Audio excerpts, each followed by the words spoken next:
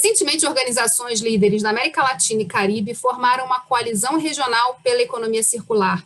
O objetivo dessa coalizão é encontrar oportunidades de fazer uma transição para uma economia focada em reduzir resíduos e poluição e aproveitar melhor os produtos gerados pela indústria, eliminando, então, a ideia de resíduo. No Enfoque começa agora, vamos conhecer as oportunidades de transição para uma economia circular a partir das nossas instituições. Vem com a gente!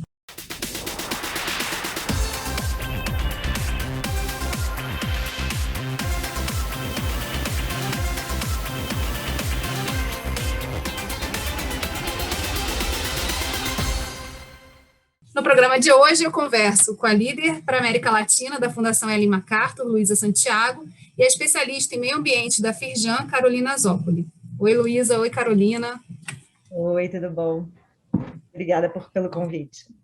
Obrigada pelo convite da gente estar aqui de novo falando desse tema que para a gente é super relevante, né? Luísa, a Fundação Ellen MacArthur lançou recentemente um documento chamado Objetivos Universais para as Políticas de Economia Circular. Você pode explicar para a gente o que é economia circular e quais são esses objetivos? O que é essa economia circular, né, para a gente poder entender que objetivos de políticas públicas são essas. Uma economia circular, como você, né, brevemente comentou, ela é bem diferente do que a gente veio fazendo até hoje, que é uma economia linear, em que a gente extrai, transforma e descarta recursos, gerando valor econômico, ao passo que a gente descarta, extrai, transforma e descarta. Então, a ideia de uma economia circular, ela é uma ideia mais ampla, ela não é uma ideia só de como a gente circula os materiais. Ela se baseia em 3 princípios. O primeiro princípio é o de eliminar poluição e resíduos, tudo isso desde o design, desde o projeto. O segundo princípio é o de manter materiais e produtos em uso, e o terceiro princípio, igualmente importante, é o de regenerar sistemas vivos. Ela é uma ideia de transformação sistêmica, não é uma ideia de como é que eu faço menos problemas materiais, né, no planeta, e sim uma ideia que tem muitas oportunidades econômicas, que gera uma sociedade mais próspera, mais distribuída, mais inclusiva, mais resiliente, e falar de resiliência no atual momento é importante, e pensar uma transformação de fato sistêmica. Para isso, é preciso que o sistema esteja envolvido. Empresas têm um papel muito protagonista e central nessa transformação, mas também formuladores de políticas públicas. E aí a gente vem com a ideia dos objetivos para a formulação das políticas públicas, que tem uma ideia de harmonizar e o entendimento de como fazer políticas públicas para uma economia circular. Então, eu falei no início, né, são 5 objetivos, eu falei no início dos 3 princípios que baseiam uma economia circular. Todos esses princípios têm que ser existentes desde o design, desde o pensar a economia. E eu não estou falando do design de produto, eu estou falando do design de sistemas, eu estou falando também do design de produto, mas principalmente do design de sistemas, do design de serviços, do design de modelo de funcionamento. Então, o primeiro objetivo de política pública é o de estimular o design para uma economia circular. Isso significa uma série de estratégias, né, que você pode pensar desde o design de produto, mas também das escolhas materiais, dos sistemas em que esses produtos estão circulando, dos serviços possíveis, né, de alinhar os incentivos para que esse design, de fato, prospere e gere uma economia verdadeiramente circular. O segundo é um olhar mais, que a gente chama de downstream em inglês, é um olhar mais, uma vez que os recursos já foram transformados e já estão na economia, o objetivo 2 é gerenciar os recursos para preservar o valor.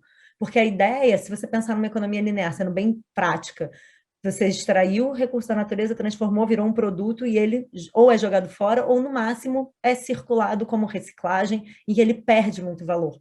Então, é preciso uma série de estratégias que precisam de políticas públicas como definidoras dessa direção para gerenciar esses recursos, esses materiais que a gente erroneamente chama de resíduos porque eles foram desenhados para serem jogados fora, e preservando esse valor, mantendo eles em seus alto valor.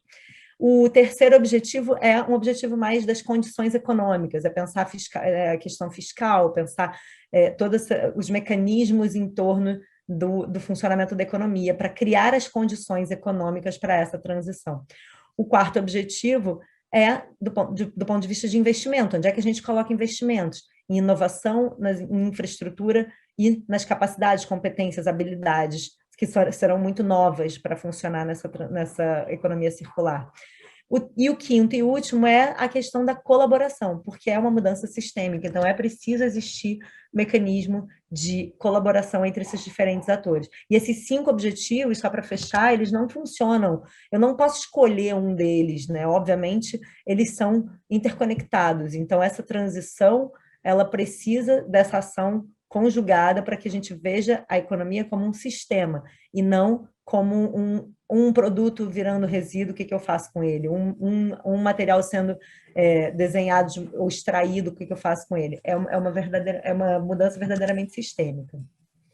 Só que para que isso aconteça é necessário que você mesma disse, né, que esses objetivos eles caminhem paralelamente, juntos, né, formando esse novo sistema para que alguma coisa seja colocada ali de forma inteira. O que a gente tem hoje, na verdade, são algumas empresas, indústrias, algumas ações que ajudam a direcionar por esse caminho. E eu não tinha visto ainda nenhum documento que organizasse, assim. Então, como é que essas coisas precisam caminhar nesse grande círculo, né? E elas se retroalimentarem, se autoalimentarem. Carolina, eu queria que você falasse um pouquinho para a gente dessas iniciativas que já ajudam a criar esses modelos, né? Quer dizer, é importante também, nesse processo de sensibilização do político, do empresarial, da sociedade para a transição para essa economia circular, que você gere alguns exemplos positivos, né, que surgem aí a partir de enxergar o potencial que essa possibilidade de uma economia mais circular traz para mudar a economia. Então, eu queria que você falasse um pouquinho do que já anda, do que a gente já consegue apontar como exemplos de economia circular para que as pessoas também possam começar a orientar o olhar para o que pode dar certo e de que maneira essas iniciativas se encaixam nesse grande círculo e nesses objetivos que a Luísa apontou. Há alguns anos atrás, né, quando a gente começou a falar de economia circular com as empresas, lá para 2015, 2016, isso era muito novo. Para a gente, enquanto técnico, né, que precisava entender isso, interpretar e traduzir, né, para o setor empresarial, e principalmente para o setor empresarial, que estava começando a ouvir falar, né, nesse novo termo, nessa nova proposta, né, de ressignificação da economia, mas que o que a gente percebia é que tinha um afastamento muito grande, né, entre, primeiro, o que era feito, né, e ainda existe, a gente está caminhando para melhorar, reduzir essa lacuna, mas existia um afastamento muito grande entre o que se falava, né, o que se propunha de economia circular, ainda muito nascente, e com a Ellen MacArthur Foundation sendo uma das principais vozes, né, desde o início, traduzindo isso e trazendo isso para a realidade brasileira também, e o que as empresas precisavam entender e saber para começar a se movimentar por esse caminho.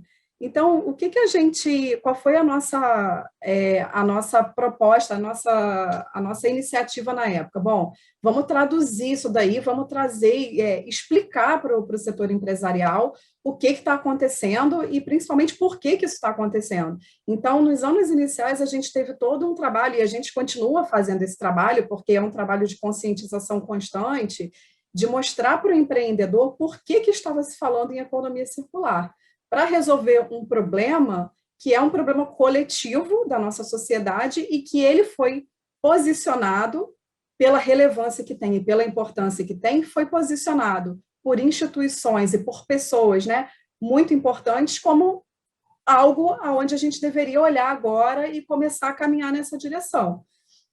Porque a gente tem um problema, a gente tem um mundo, né, onde a gente vai ter cada vez mais gente, as projeções de crescimento populacional são não assustadoras, mas a gente precisa considerar que a gente vai viver num mundo em poucos anos com talvez 10 bilhões de pessoas, e a gente precisa garantir condições mínimas de existência e de vida digna para todas essas pessoas que vão existir.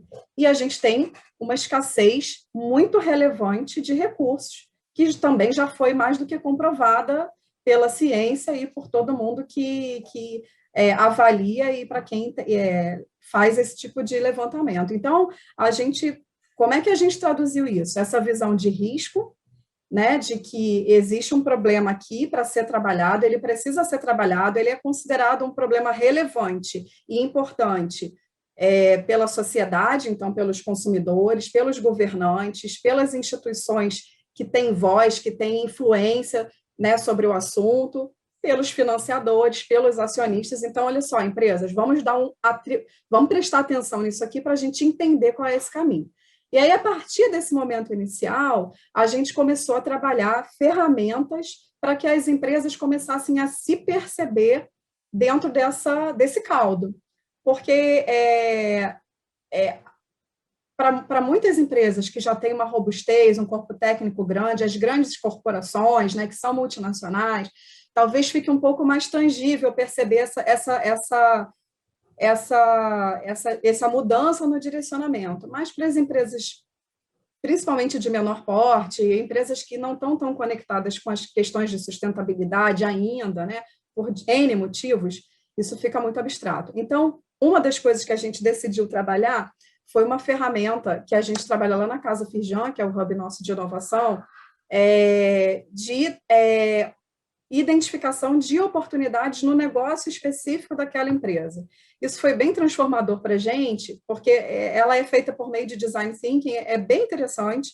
A gente senta com um grupo pequeno de empresas, cada empresa traz uma quantidade de colaboradores ali, desde o líder da empresa até uma pessoa da produção, pessoas que pensam de ambientes diferentes da empresa, e a gente, no workshop, vai identificando quais são as conexões que aquela empresa tem com essa situação toda de escassez de materiais, de necessidade de mudança, como a Luísa falou, de necessidade de colaboração com outros atores que não fazem parte de uma rede inicial daquela empresa.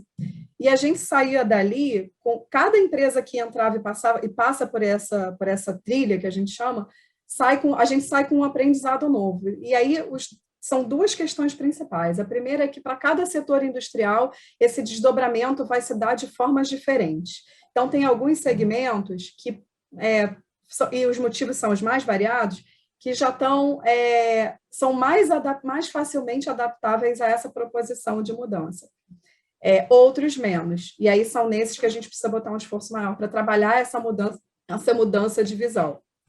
E a diferença também entre as empresas de grande porte, que têm uma rede muito grande de colaboração, de fornecedores, de diferentes clientes, e as empresas menores, que, surpreendentemente, muitas delas já chegavam para a gente com uma proposição de circularidade, né? Já com a cabeça pronta, preparada, estudado, entendido aonde que talvez sejam essas oportunidades, onde que estão essas lacunas, qual é o nicho que eu posso trabalhar, porque as empresas pequenas, apesar de elas serem mais sensíveis às mudanças econômicas, e são de fato, elas também têm uma capacidade de transformação muitas vezes mais rápida do que as grandes corporações que já têm, né, estabelecidas ali o seu sistema. Então, a gente percebeu essas duas coisas, que a gente precisava trabalhar grandes e pequenas de formas diferentes, e setores industriais de formas diferentes. E esse observatório aí de workshop, de observação de oportunidades de transição, trouxe para a gente coisas muito interessantes. A gente vai explorar no próximo bloco, então não sai daí. Rio em Foco aqui, política, economia e sustentabilidade caminham juntas.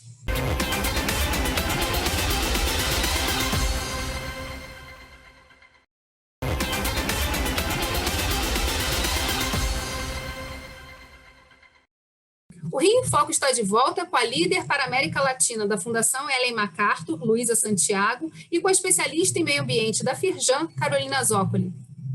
Luísa, qual a importância da gente, a partir dessa prática, aí a gente está falando especificamente de uma ação do setor empresarial, mas de que maneira a gente pode, a partir da observação de como, da visão dos empresários, de como os mercados estão se comportando, gerar uma experiência de trazer para a discussão esses 5 objetivos. O que eu entendo também é que, na medida que eles se observam, que eles percebem que existem oportunidades fora, que os pequenos já vêm com uma proposta de valor diferente, a gente também começa a pensar, o que precisa com o ponto seguinte? Precisa financiamento para essas iniciativas? Precisa algum tipo de estímulo? O que na lei também ajuda a criar um problema? E aí eu boto o problema de uma forma específica e sublinhada, que é, por exemplo, a reciclagem, a própria logística reversa, que criou um problema também para as empresas passarem a pensar em como era feito o descarte do que ela produzia. Então, assim, de que maneira a gente pode,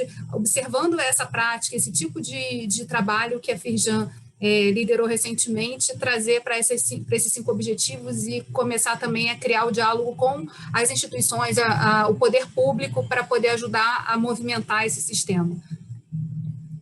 Bom, obrigada pela pergunta. Eu acho que é muito bacana ver essa movimentação que a Firjan vem fazendo no Rio de Janeiro, e isso, de fato, digamos assim, aprender do que acontece de verdade, né, da realidade. A nossa história, como fundação, trabalhando globalmente, ela também tem uma questão de aprender um pouco do fazer, né? Uma das coisas que a fundação faz é entender, então criar de fato e ampliar o conceito e o conhecimento sobre a economia circular no mundo, né? É uma fundação que tornou esse conceito conhecido e formulou, elaborou essa linguagem, essa narrativa em torno do que é esse conceito.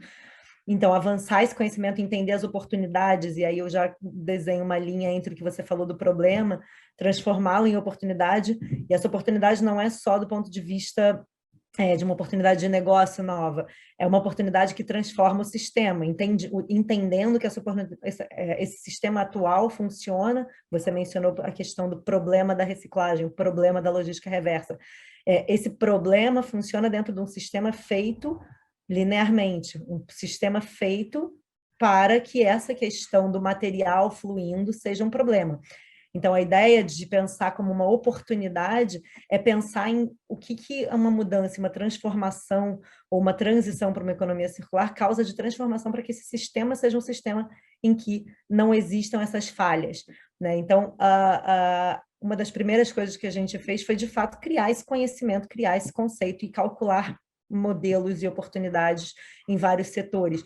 E a outra coisa que a gente faz, então, avançar o conceito, o conhecimento e catalisar redes em torno da prática, que é um pouco, né, eu poderia fazer aí um proxy com o que a Carol falou que Firjan vem fazendo ali na Casa Firjan. Botar em prática e trazer, sobretudo, o setor empresarial, as indústrias, para botar esse conhecimento, esse conceito em prática, é um grande laboratório de aprendizado, é um grande laboratório de entender, testar se aquela teoria e aqueles conceitos, de fato, estão gerando o que era esperado de benefício, e a gente sempre comprovou que sim. E outro, a ideia de entender o que mais precisa, né? Nesse caminhar, a Fundação caminhou aí 10 anos com um foco, digamos, mais central na indústria, e a gente viu que, de fato, era preciso. A gente também trabalhava com alguns formuladores de políticas, alguns governos nacionais, governo regional na Europa, na Comissão Europeia, governos de cidades, né, municípios em todo o mundo, inclusive no Brasil e em outras cidades da América Latina, e a gente teve esse entendimento de que os formuladores de políticas públicas estavam sem saber por onde começar. E essa ideia de criar, e também as empresas tinham barreiras nas políticas públicas onde elas operam, para, de fato, transformar seus sistemas e transitar, de fato, para modelos mais ambiciosos e capturar mais inovação e oportunidades dentro das suas transições. Então, existia ali uma necessidade de alinhamento importante. Para isso vem a ideia de formular esse documento, esse guia, para formuladores de políticas se inspirarem na hora de criar políticas para essa transição. Então, enfim, acho que é uma visão realmente de o que precisa, né? Outra coisa que a gente enxergou claramente, que é fruto de um outro trabalho, um outro relatório que a gente lançou, foi a necessidade de falar com os mercados de capital, os mercados, né, o mundo, o sistema financeiro. E foi quando, no ano passado, em setembro, outubro, a gente lançou um relatório que mostra e começa uma movimentação no setor financeiro de como vão as finanças para a economia circular. E é também uma necessidade que as empresas enxergam ao colocar em prática, né, a teoria e o conceito de uma economia circular.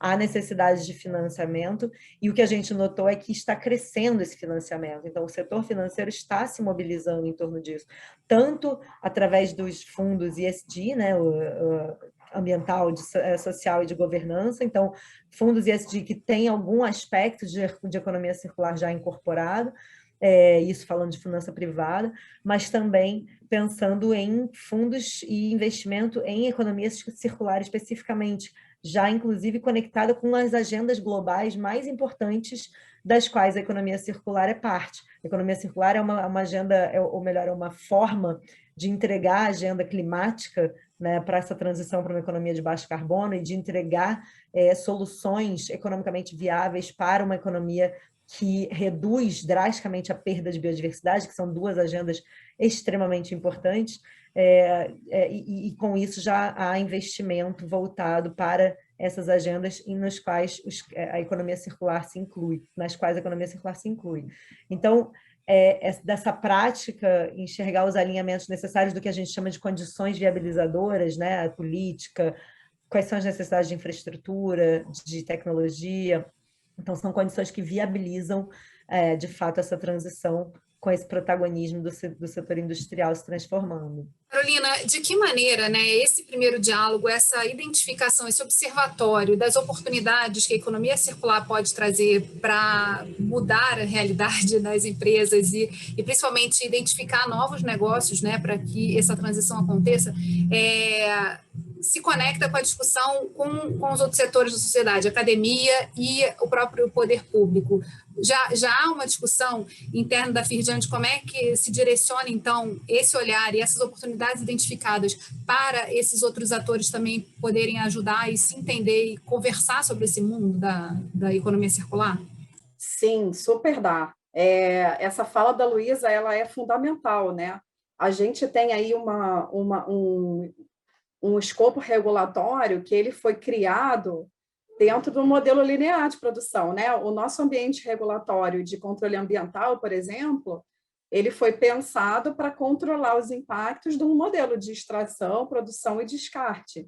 E se a gente está pensando em modificar esse modelo, claro que não do dia para a noite, mas em começar pequenas mudanças ou grandes mudanças, mas transformações que vão rumar para um modelo diferente, muitas vezes a gente bate de frente com uma regulação que não permite determinadas modificações, ou com um sistema de tributação que tributa para um âmbito, e que se você modifica o teu modelo de negócio, você vai passar a tributar de outra forma, a ser tributado de outra forma, e a recolher impostos de outra forma. E isso tem um imbróglio ali para ser resolvido, né, no modelo de negócio da empresa. E para muitas coisas que a gente identificou nesse workshop, né, que chama Trilha de Design Circular. Design aí, no caso, não é o design no sentido que a Luísa trabalhou do design mais amplo, é design de produto mesmo. Pensar no produto em como ele é pensado e por que ele é colocado no mercado e como que ele é utilizado.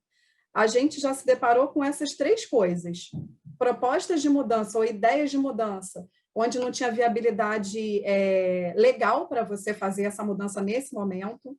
Então, isso principalmente relacionado à legislação que trata de resíduos, né? Então, a gente já vem trabalhando junto aos nossos atores, aos nossos pares e também aos atores com quem a gente se relaciona, tanto no legislativo quanto no executivo, para incentivar essa mudança de visão do que é considerado um resíduo, porque a partir do momento que você considera alguma coisa um resíduo, você trabalha uma legislação de controle em cima daquele material que tem um valor e que, às vezes, você tem um mercado querendo recuperar aquele material, mas ou economicamente, ou às vezes até legalmente você não pode recuperar porque você tem um impedimento legal para isso. Outros obstáculos que a gente já se deparou e são muito comuns são os obstáculos tecnológicos mesmo. Às vezes você tem uma ideia, você sabe o que você precisa incrementar naquele material ou naquele produto, mas você precisa desenvolver aquela pesquisa. E aí as universidades e os institutos de pesquisa são fundamentais. Lá no Senai, a gente tem o Instituto Senai de Inovação em Química Verde, que tem trabalhado projetos de bancada mesmo para desenvolver novos materiais ou diferentes resistências de material que vão atender a um ou outro propósito para aumentar uma durabilidade ou para aumentar a degradabilidade de um determinado material. Isso vai depender muito do caso a caso. Mas a gente já tem trabalhado com isso e assim, precisa de cooperação, né? Você não vai conseguir sozinho, porque você precisa do exemplo que vem de um outro lugar, você precisa de um especialista que está numa determinada universidade. Então, essa cooperação ela é fundamental. E precisa também que haja uma convergência de olhar para aquela questão, né? Quer dizer, quando a gente fala, o Sim. Senai tem o Instituto de Química Verde, mas se você consegue juntar outras universidades que também trabalham essa questão, colaborando, construindo junto uma solução, ela amplia a possibilidade de gerar impacto, né? Sim, e por isso que aí uma homogeneização conceitual é tão importante, porque todos esses atores eles precisam estar falando da mesma proposta circular, a mesma circularidade, a mesma economia circular. E nesse aspecto, né, mais uma vez, a Ellen MacArthur, outros atores que trouxeram com muita força esse propósito da circularidade, realmente conseguiram fazer com que isso penetrasse nas cabeças das pessoas, né, que começaram a pensar esse assunto a traduzir essa necessidade para a linguagem de cada um desses atores. Então, é bem importante que a gente esteja falando a mesma língua. Então, quando você fala, olha, tem iniciativas legislativas, né, nesse sentido, na tentativa de uma proposição de políticas públicas mais modernas e que enderecem essa questão da circularidade, a problemática da escassez de recursos, a necessidade de a gente pensar uma nova forma de produção, essa nova forma de produção precisa ser a mesma que o setor produtivo está pensando que é uma nova forma de produção e a academia que está pesquisando precisa também estar falando nessa mesma necessidade de mudança. Eu acho que a gente já evoluiu muito nesse sentido, a gente já está num patamar muito mais igualitário aí nesse pensamento do que a gente teve há 2, 3 anos atrás. E a gente tem o fator, que é o fator que a gente vai tratar no próximo bloco, que é a própria pandemia, né? Trazendo aí mais uma questão e uma urgência na necessidade de mudança. Então, no próximo bloco, a gente volta para conversar sobre os impactos da pandemia e de que forma o coronavírus pode ser um elemento aí chave para que a gente impulsione essa nova realidade. Fica com a gente e eu espero vocês no próximo bloco. Até já!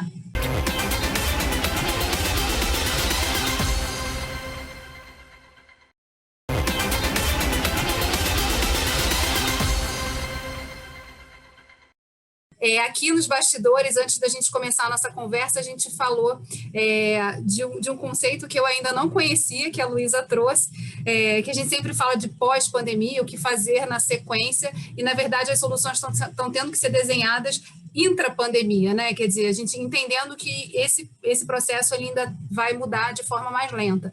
E aí, Luísa, eu queria você falasse um pouquinho para a gente de que maneira a Fundação tem trabalhado nesse momento, que é um momento crítico, para poder mostrar, né, a partir de dados, de informação, de documentos orientadores, de que forma a gente pode fazer essa transição durante a pandemia, entendendo que a mudança para uma economia circular, ela também ajuda a abrir novos mercados, a abrir novos caminhos aí para a gente pensar a recuperação econômica. Sem dúvida, eu acho que a pandemia está trazendo mais evidências ainda sobre falhas do sistema linear, né? Uma economia, enfim, várias cadeias produtivas demonstraram, principalmente logo no início, quando os choques foram muito fortes e ainda não existiam planos de adaptação a essa nova realidade, várias cadeias produtivas receberam choques muito fortes, regiões, e a região latino-americana, né, América Latina e Caribe, de fato, é a região que mais está sofrendo, tanto em termos de saúde, né, pelas várias formas diferentes de lidar dos governos com a pandemia, como em termos econômicos. Então, de fato, essas falhas do sistema, eu trago alguns exemplos, por exemplo, a questão das cadeias de alimento. No início, houve desabastecimento em várias localidades que dependiam de cadeias globais por conta de interrupções logísticas, ao mesmo tempo que houve superprodução e não escoamento de produção e toneladas de alimentos sendo jogadas fora em origens produtivas que deveriam estar exportando. Países que tinham um papel exportador importante acabaram destinando sua produção para garantir o suprimento local, então interrompendo exportações. Então, países que dependiam dessas exportações acabam ficando desabastecidos. Então, houve uma série de demonstrações dentro de cadeias de alimentos que torna muito clara que essa visão linear, né, de uma produção enfim, além dos métodos, né? Aqui a pandemia não revela tanto o problema dos métodos, assim, quanto revela do problema do funcionamento do sistema alimentar, né? Mas como ela é falha. Outra questão foi com os suprimentos médicos, né? Todos produzidos na Ásia, quando falta respirador e equipamentos para garantir o atendimento dos doentes em outras partes do mundo, né? Agora com a questão de vacina, né? Acho que fica muito claro que para a produção de vacina ser muito mais adequada, ela precisa, essa cadeia, esse sistema precisa estar muito mais distribuído. Mas, enfim, então, dentre outras questões, tá? Então, a pandemia, ela mostra, ela revela falhas que já vinham sendo reveladas pelo trabalho da Fundação, pelo trabalho dos diversos atores que estão trabalhando com uma economia circular, enxergando as falhas no sistema linear. Mas ela mostra num nível muito grande, num nível muito potencializado e num espaço de tempo que esperava-se ser mais curto do que portanto, a minha invenção aí desse termo intrapandemia. A gente, de fato, vai precisar e já precisa olhar para uma recuperação econômica intrapandemia. Só que olhar para uma recuperação econômica de curto prazo, sem estar conectado com uma agenda de longo prazo, é uma visão uma visão talvez um pouco limitada. Outro dia, conversando com um ministro da Costa Rica, ele falou uma coisa que é muito clara: a pandemia ela é uma agenda né, de pontual. A questão climática, a questão da perda de biodiversidade, a questão de contaminação, são agendas que estão aí para ficar. Então, se a gente pensa uma reconstrução estressando ainda mais o modelo linear, a gente não só está se tornando preso, né, porque investimentos vão acontecer, então a gente não só está se tornando preso num modelo que já denotou suas falhas, que já fez evidente suas falhas, como a gente vai estar muito pouco resiliente a choques, porque outras pandemias podem vir. Né? A própria devastação de biodiversidade, que é típica do modelo de produção da economia linear, ela tem a ver com a origem das pandemias. Então, pensar uma economia que regenera sistemas vivos, ela não só é uma medida de criar resiliência econômica, né, a choques que porventura cheguem, como é também uma medida que pode melhorar a capacidade dos ecossistemas de reduzirem essa incidência de epidemias. Isso aqui eu não tenho nenhum cálculo para falar sobre isso, outras organizações estão falando. Tá? No limite, você está falando que é uma questão de autopreservação também, quer dizer, da própria espécie, de como a gente interage com todo esse sistema, né? Exatamente, a questão climática, né? Enfim, a gente nas esferas globais se trata muito da questão da energia, a transição para energias renováveis, mas quase metade das emissões são originárias da forma como a gente produz e usa os materiais nas indústrias e na questão da produção alimentar. Então, você usar a economia circular como uma transformação dessas indústrias, da produção de alimento e da produção industrial de maneira geral, ela é, de fato, uma forma de criar uma sobrevivência muito maior para a própria espécie e para a economia, dentro de um sistema que vai transitar para uma economia de baixo carbono, sim ou sim. Né? Países e os principais parceiros globais da América Latina, do Brasil e da América Latina, os principais parceiros de comércio internacional, estão com compromissos claros, como a União Europeia, como a China, agora, né, sob a presidência de Biden, os Estados Unidos. Então, é transitar ou transitar. É uma questão de sobrevivência dos nossos países, das nossas economias. E eu acho que um ponto que você trouxe fundamental, Luísa, para a reflexão é justamente essa questão de quais são as ações que a gente tem que tomar a curto prazo, pensando no longo prazo. O que é o nosso horizonte, ou o horizonte que a gente pode desenhar a partir do que a gente está vivendo. Quando a gente fala de indústria, a gente fala de planos de décadas, de séculos. A gente tem na história indústrias que duram séculos. Quando a gente fala de governos, a gente fala de períodos muito curtos, em que você precisa dar, assim, apontar a solução, né, e fazer as pessoas seguirem por um caminho, mas você tem que apresentar resultados ali que vão impactar na vida e no dia a dia da população. Como é que a gente faz para unir? Aí é uma pergunta para as duas, mas aí começando pela Carol e passando para a Luísa, já que seguindo aqui para o, infelizmente, nosso último bloco, como é que a gente faz para dar um ajuste de rota, né, para conseguir fazer com que a gente consiga virar aí o leme na direção de um processo mais restaurador, que garanta que a gente possa continuar produzindo. E aí a gente fala, quando a gente fala da América Latina, também é um espaço de maior possibilidade em relação a isso, porque a gente tem ecossistemas aqui, biodiversidade, que em outras partes do mundo não existe mais, já foi destruído pela economia linear. Então, como é que a gente consegue também se colocar nessa perspectiva, né, de ser um espaço em que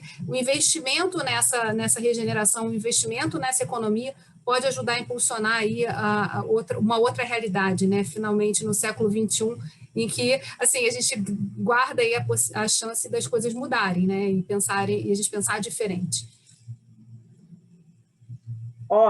Geisa, a gente trabalha assim com duas linhas de frente, né? A linha de frente do propósito e a linha de frente do risco, porque aquelas empresas que já entenderam que essa é uma necessidade, né, coletiva, né, de todos, global, e no mínimo conseguiram se perceber como peça dentro dessas ações necessárias para uma transição, elas conseguem trazer isso para o propósito da empresa. E aí, uma vez que a empresa internalizou isso dentro do propósito, pelos mais variados motivos, né, seja iniciado por uma pressão externa, por um líder interno que tenha, né, uma visão, um interesse maior na causa, por um nicho de consumidores que está pressionando aquela marca para isso, não importa o motivo inicial. Uma vez que a empresa internalizou aquilo, é a gente trabalhar nesse caminho, pavimentar esse caminho para que seja possível essas mudanças. Então, é a gente começar a mexer na regulação, entender onde é que a gente precisa parar as arestas, onde é que estão as barreiras, o que precisa ser incentivado economicamente, então que linhas de financiamento a gente pode modificar ou criar para que essas empresas ganhem um impulso, esses melhores da classe sejam um exemplo para a sua cadeia de fornecimento ou para o seu segmento. Então, para esse pessoal que internaliza pelo propósito, a gente consegue trabalhar dessa forma, e são muitos, não são poucos. São cada vez mais, porque isso é um processo lento, mas é um processo contínuo, né? As grandes mudanças, as grandes transformações sociais, elas vêm sendo construídas tijolinho por tijolinho. São as instituições dizendo que aquilo é importante, os clientes, os consumidores, os colaboradores, os próprios líderes. Então, a gente vai construindo essa escada aí para essa transição para a circularidade. Onde a gente não consegue entrar pelo propósito, né, a gente, que eu digo a Federação das Indústrias, a gente apresenta o risco. E o risco tem muito a ver com isso que a Luísa trouxe, modificando um pouco o ponto de vista da fala dela, da perspectiva, mas muito relacionado à questão da resiliência também. Os grandes baques para o setor econômico, eles vão acontecer periodicamente por um ou por outro motivo. A bola da vez é a questão da pandemia.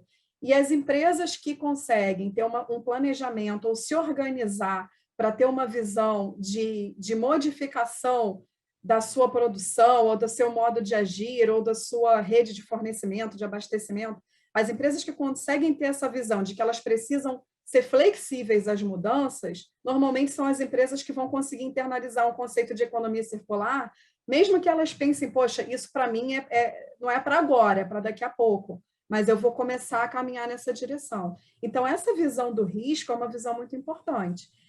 Agora, na pandemia, os olhares, né, quem está precisando se recuperar economicamente está olhando no agora, no que eu preciso fazer agora para sobreviver para amanhã, para poder, talvez, pensar em como é que eu posso me sair melhor, né, numa próxima onda, numa próxima questão que aconteça e que abale o meu negócio. Né? Mas aí tudo como que a gente consegue colocar essas questões, né? E fazer os empresários, né, perceberem que quem tem um olhar de transformação, esse olhar de resiliência, apesar de ser uma palavra um pouco, talvez a gente esteja usando demais ela, né, no sentido que extrapola um pouco a palavra, mas é isso, quem consegue ter esse olhar para a resiliência consegue se modificar para as demandas de sustentabilidade, para as demandas de circularidade, para as demandas sociais, para as demandas econômicas, consegue ir se modelando ao que a nova configuração do momento propõe. Então, assim, é um pouco filosófico, mas é isso, né? Mas, em cima dessa reflexão, né, como é que a gente ajuda a orientar, a virar esse leme para dentro de um processo de crise, né? A gente o que a Carol falou é importante, né? Está todo mundo tentando sobreviver ao hoje. Como é que a gente consegue ajustar esses olhares e as ações para o amanhã mais circular?